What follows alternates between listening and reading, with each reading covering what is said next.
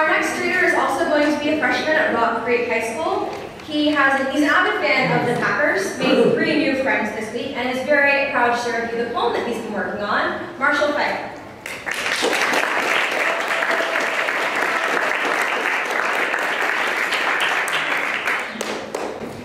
The farm. The wheat finally ripens into a golden brown, and the corn stalks are green, like jewels on a crown. The crisp air of a summer night brings the fireflies and mosquitoes to flight. All thanks to the farmer who brings the fields to life.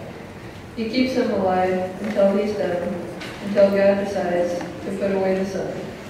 But all the fun doesn't just die, at least for the creatures with midnight eyes. These creatures come out when stars are the sky. Foxes and coyotes scamper through the rye. They hunt their prey with hungry paws, searching for brown hair to clutch in their jaws.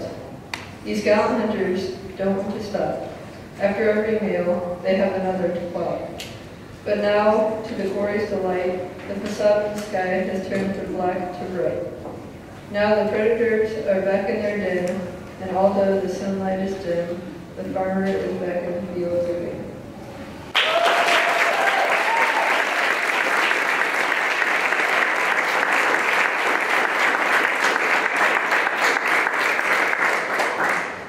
Our next author has these accomplishments under her belt: her awesome new friends, her sweet easy chair, and her intense love of hippos.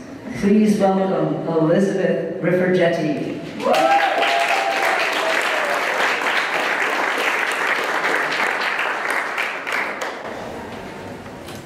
Doctor, inspired by Al Young's poem, Ant. His smile is harsh, his eyes glint coldly in the light.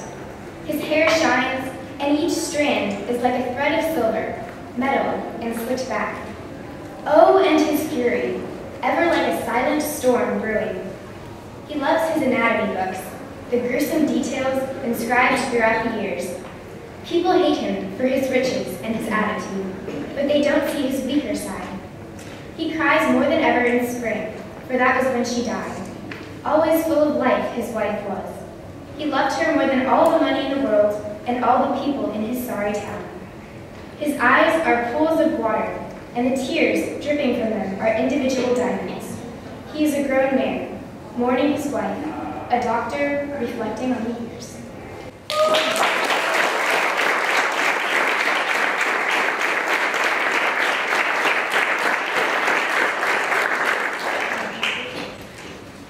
Our next reader is going to be a freshman at Manhattan High School, Meredith Stone.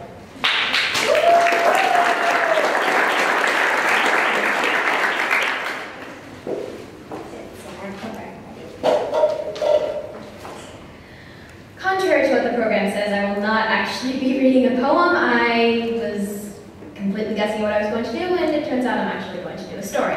So, this is Confessions of an Evil Stepsister. April 5th, 1761, age 8. Today was Mother's wedding to the Count. Anastasia and I were flower girls, and Sir Peter's daughter, Ella. Mother looks so pretty, but I saw her look at Ella really mean lots of times. I wonder why she doesn't like Ella. April 20th, 1765, age 12. Dear Diary, Sir Peter died this morning. Ella was the only one there because Mother had just left to answer the doorbell. Mother was very angry when she got back and he was dead. She thought Ella had poisoned him so Mother would be gone when he died. But I don't think she would do that. She's too nice. June 9th, 1768, age 15.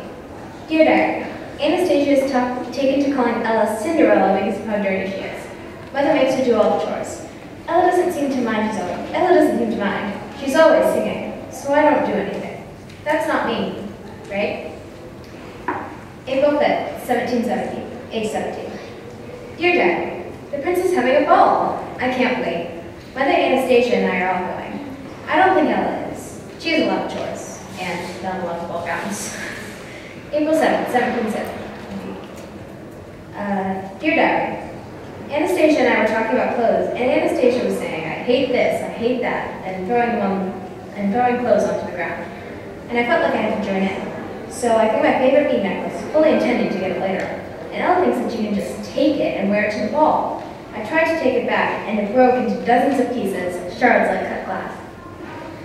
She deserves having to do all our chores. April 7th, 1770. Late. Dear Diary, the ball was not everything I imagined. We had just arrived when there was a burst of fanfare, the doors opened, and Ella came in. She looked radiant, and everything went silent. Every point of light focused on her. I recognized her immediately, but didn't tell my friend Anastasia. I don't know why, but it did. And y'all know how the story ends.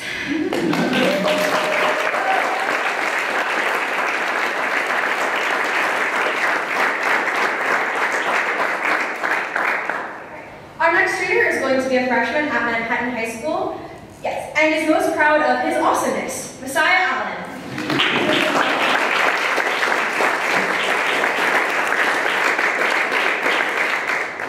I'd also like to start with a poem.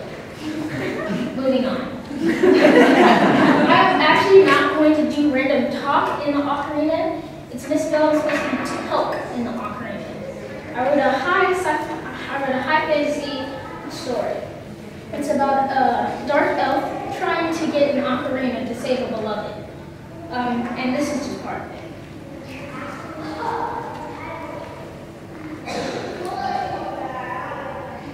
He climbed on a giant pedestal. He looked around and saw it. A loose stone in the wall. Yes, he said to himself, that must be it. He jumped down, did a wall run, and pressed the button. The wall shook, and a crack opened up in the wall and got wider and wider. And when it completely opened up, he stepped inside. Then he heard it. A dwarf giant.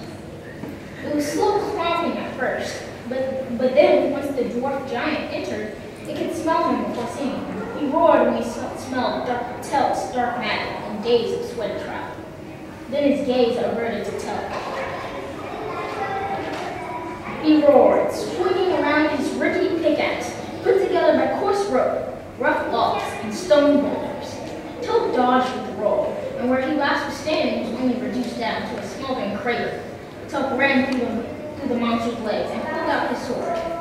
Telk smiled and said, "Hey, fathead, where are you when they were passing out brains? You don't mess with dark elves." To reply, the giant tried to smash his fist where Telk was last standing. But Telk jumped on his fist and stabbed his sword into his fist and sprinted up his arm. The dwarf giant screeched with pain, his oily crimson blood oozing. Telk ripped out his sword and jumped aiming straight toward the right eye. But all of a sudden, Telk was smashed in the air by the dwarf giant's calloused hands. Telk fell slowly through the air, his black cherry blood trickling down the side of his mouth. He landed on the ground and looked up. He felt the blazing pain with his 3 broken ribs on his left side and his twisted right ankle. Groaning, he sheathed his sword and then they burst to color pieces. The giant's pickaxe suddenly goes flying toward his face. The giant stumbles and sways loosely.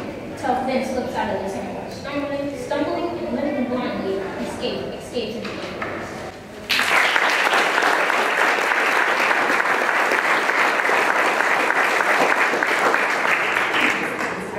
Our next writer is going to be a sophomore at Manhattan High West and is most proud of her writing and being her own unique person, Elizabeth Underwood.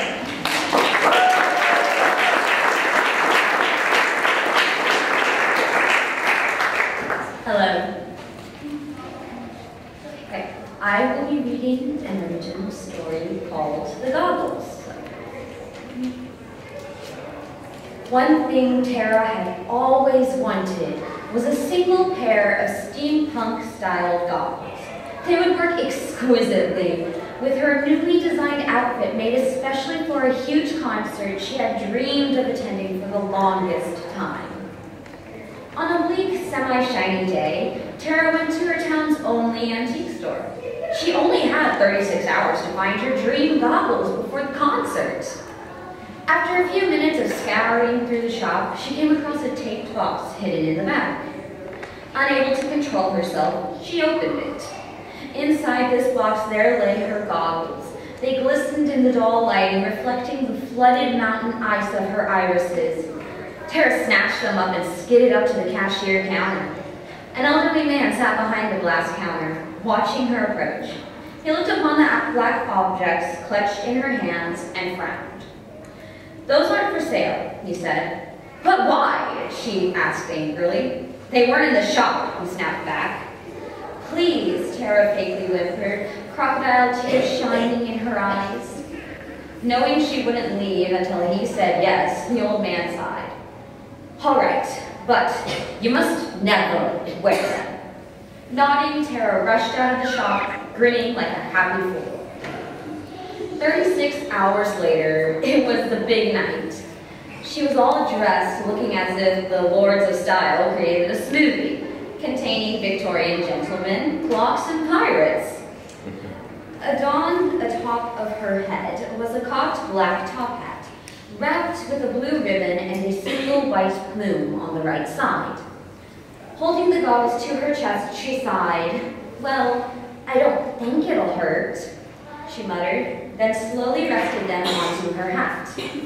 Suddenly, she started to wail, body writhing. The sensation of a whole city burning filled her veins as the goggles slowly seared through the hat and down to her eyes.